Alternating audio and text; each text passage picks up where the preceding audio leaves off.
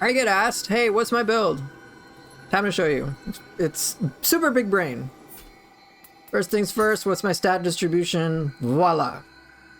Even stats across the board. And I will be doing this as well in the DLC where I'll just level up all my stats evenly. So there's that. When it comes to, here you can take a look at my detailed information. I am running A agility across both styles. B toughness as well, that is intentional. And yeah. So that's a big thing. But some of the bigger things for my build involve the following life recovery benefits. So I'll talk a bit more about that in depth here. So my build is pretty much designed around just helping me learn as much as I can about Nioh. So I have things to support that. Naturally, with some of the risks that I take in Nioh 3, I will die a lot. And I try to minimize that within a certain reason. So I'm going to highlight one of the more important stats here, which is life recovery and Amrita absorption. So it's a pretty high value at 36. And it's, if I'm not mistaken, it's the same value across both styles. Alright, so 36. But the question is, given that I do not use any consumable in the game, no. Like, I don't use extraction talismans, I don't use jutsu, like, or aside from ninjutsu, I don't use any Onryo magic. So how am I getting Amrita in the first place? And that leads to another very important stat, which is gain Amrita and strong attack. So anytime I do a strong attack, I get Amrita. The value of 39 is irrelevant. It could be 1, it could be 1,000,000, but in terms of healing, that value doesn't matter. I just need to get Amrita. Now, obviously, if I had like 1,000,000 Amrita per strong attack, I could probably level up pretty quickly, but that won't affect my healing in any capacity. So those are the main important things. Now, aside from that, anytime I get Amrita, I will also get certain buffs, and there's quite a few. So these are intentional. I get a damage boost. I take less damage. What else?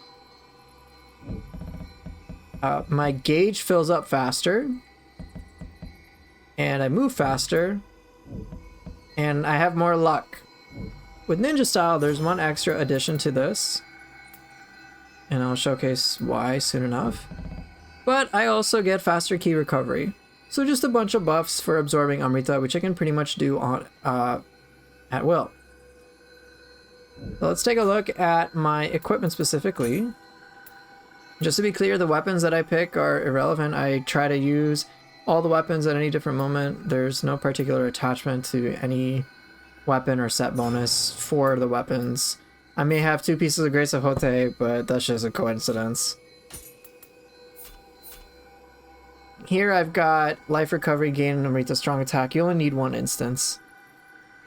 For Samurai Style, there are a few things that I picked deliberately. So the weapons and the range weapon, not really that important. The helmet is important though. This I have chosen deliberately because I do want tenacity damage over time. I don't want to die from fire damage or poison damage. Excuse me. So this is just nice quality of life. I did originally get the first captain's set, the Sword of Misfortune set, because I wanted the attack buff on Amrita absorption, but I was informed in my last video that I could just put this on my gloves, which I since have. So gloves can not only roll increased damage dealt Amrita absorption, but they can also roll melee attack key consumption, so pretty nice. Oh yeah, let's see. So, truth be told, these set bonuses are now irrelevant. Cool, I can do a little bit more damage here. I can fill up my gauge a little faster, but by and large, this is unnecessary. This entire set is unnecessary now. But I've been too lazy to swap it out for anything else. One thing that you also may notice is on all these pieces of gear, I think barring the helmet. Why not the helmet? I don't know why. But I have lightning resistance because I don't want to get slowed down. That is intentional. And to that, I also have Lightning Ornamori so that I have even more lightning resistance because I don't want to be slowed down. Semi-Or Flute is an intentional choice for the accessory here because it does have increased Spirit Force Deflect, which, given I deflect a lot, I can get 18 Spirit Force back. That's great. So that is very intentional. The Guardian Spirit choice is irrelevant. I can choose whichever ones I want and I'll have a fun time. The Soul Cores are very intentional. Not so much for the Summoning Seal, which, as you can see with the shortcuts, I don't use anything, but just for the special effects. So a little bit of life, a bit more life recovery, Omito Absorption. Some key recovery speed I got on there because why not? With Otoroshi, similar principle. Key recovery, get some life recovery while in the yokai realm, which is always nice. And then I just wanted to try increase damage critical. I don't know. I couldn't find anything else that I wanted on there. So there's that. When it comes to ninja style, again, the weapons are irrelevant. The headpiece is just whatever. I think I got some Spirit Force Evade on there. Melee attack key consumption. Oh wow, 60%, cool. The set, however, is intentional. And these bonuses are nice, but I wanted that faster key recovery the most. So I specifically wanted it on ninja style. I couldn't easily find a good source of it on samurai style. But I did on ninja style, so I have this set very specifically for that purpose, to get that.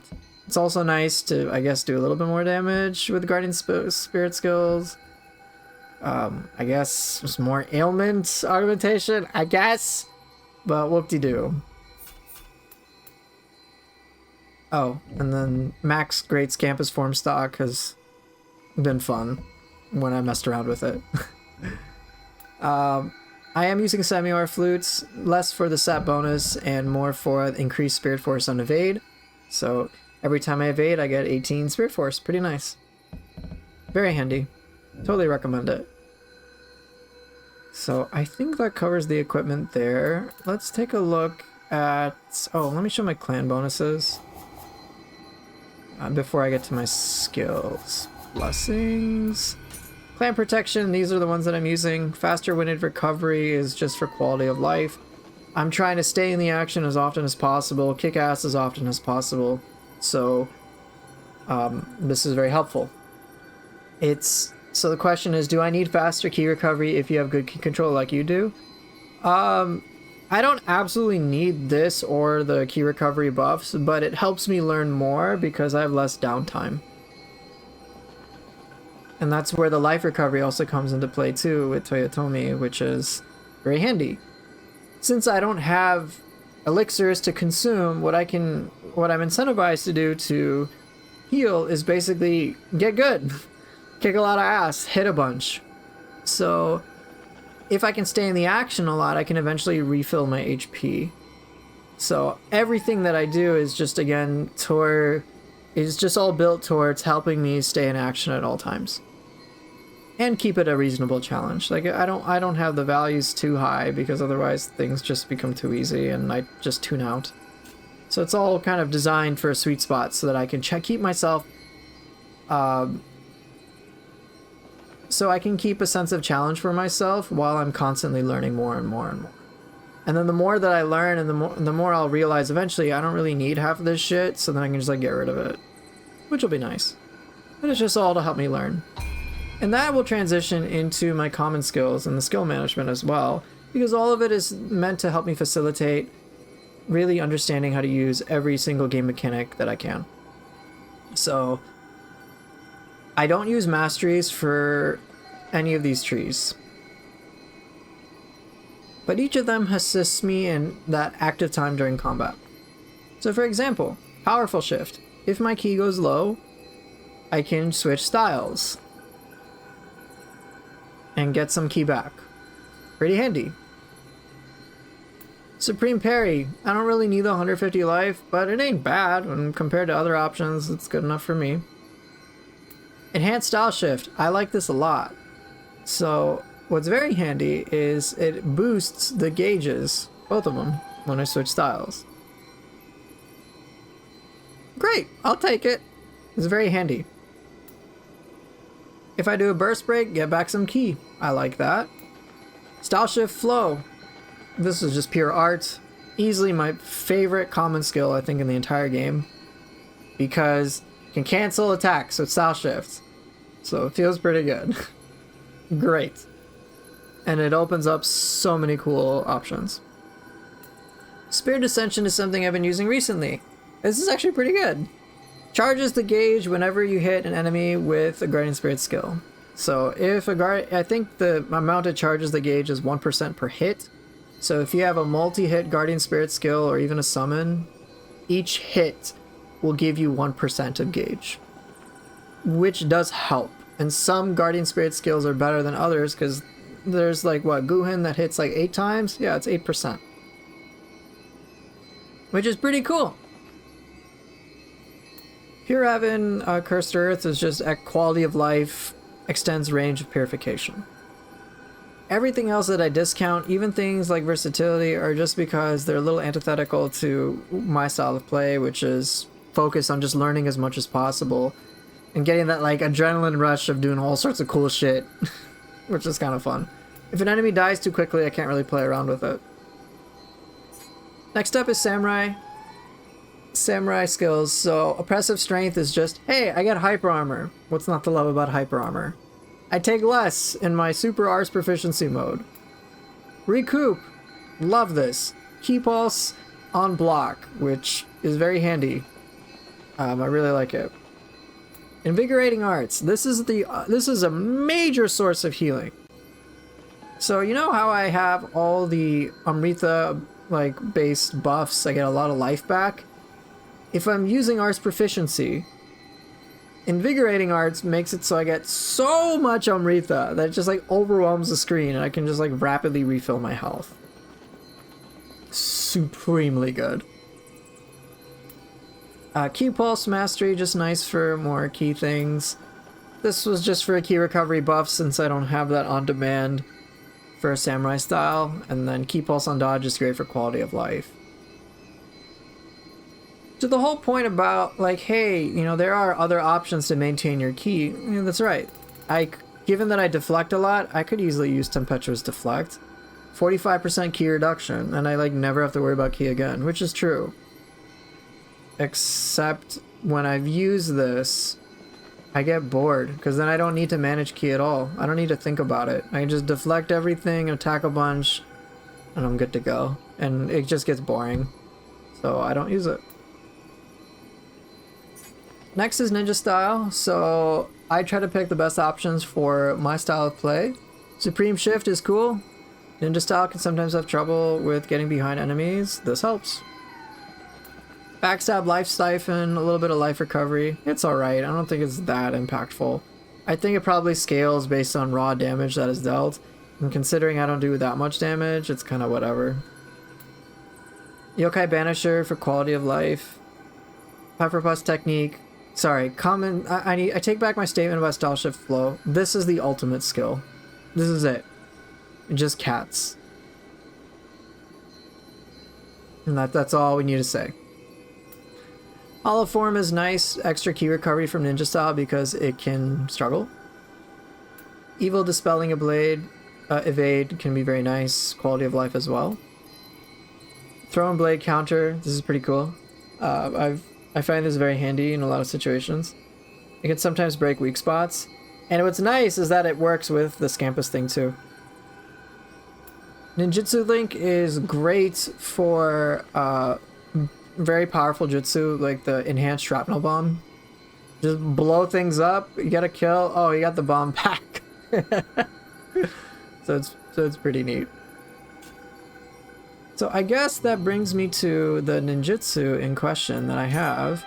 I have generally ones that I prefer, and there are these three: Pinwheel Shuriken, Enhanced Shrapnel Bomb, which works really well with Ninjutsu Link, and then Cicada Shell. I've used all the jutsu in some capacity, and the ones that I like are ones that I feel have a bit more of an impact or require a bit more brain from me. So I've tried legit all of them at this point, and I could use the feathers. I was using the feathers at some point, the Calamity ones particularly. But yeah, I just didn't like it. I didn't like it as much as Pinwheel Shuriken, which was kind of cool to be able to throw it and then interact with it and throw it again several times. It was just kind of cool to throw physical things in midair, so I enjoyed that. I generally like the non-elemental ninjutsus. Cicada Shell I really like. I don't use it all that much anymore, but it's a choice in between that, Pheasant Leap, Lightning Step, and some of the other physical arts like Trembling Earth. I like a lot of the physical arts. I just can only pick 3 ninjutsu total, so I picked the one that I think would be the most valuable most of the time. So there are moments where Cicada Shell is very handy, and the utility of that is much higher for me compared to some other ones. But my hope is that there's a maybe one point we'll get another page for ninjutsu, so we can have 6 ninjutsu. Then I think I'd easily equip things like Lightning Step, probably Pheasant Leap, for sure Trembling Earth, and then for memes, Great Scampus Form would just be hilarious. But yeah, I would love to have extra options. That'd be cool. And then did I miss anything? I think that might be everything, right? I got the special effects, basic information, got screenshots of detailed information. I mean, I can use any and all the weapons freely. No Trembling Gaki. I think that covers it. Did I miss anything, guys? I don't think so. Let me do a double check, and then I'll wrap this up. I can use all the Guardian Spirits. I guess I might have a preference for Enko and Kongo Jishi just because they're simple for me, but I can use them all. I think that's it. But yeah, I don't play with Stone of Penance because it's just a scaling fest for me and I'm not interested.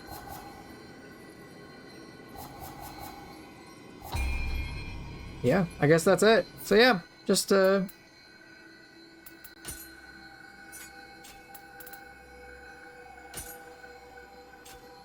I guess that's all. So I guess just to wrap it up, just as a reminder, the build that I'm creating, the purpose of it is just to help me learn as much as I can about the game mechanics. So it's tuned enough so that I can just stay in the action and learn a lot and have that sense of challenge at all times.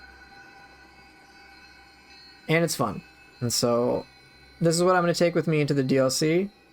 And for those of you that are watching, I hope this was informative enough to know how someone like myself, who doesn't go too crazy on the build spectrum of things, and tries to focus more on like the gameplay mechanics gameplay mechanics types of stuff, can still get a lot of enjoyment out of this game. So hope that was helpful, and yeah, I guess see you later, YouTube.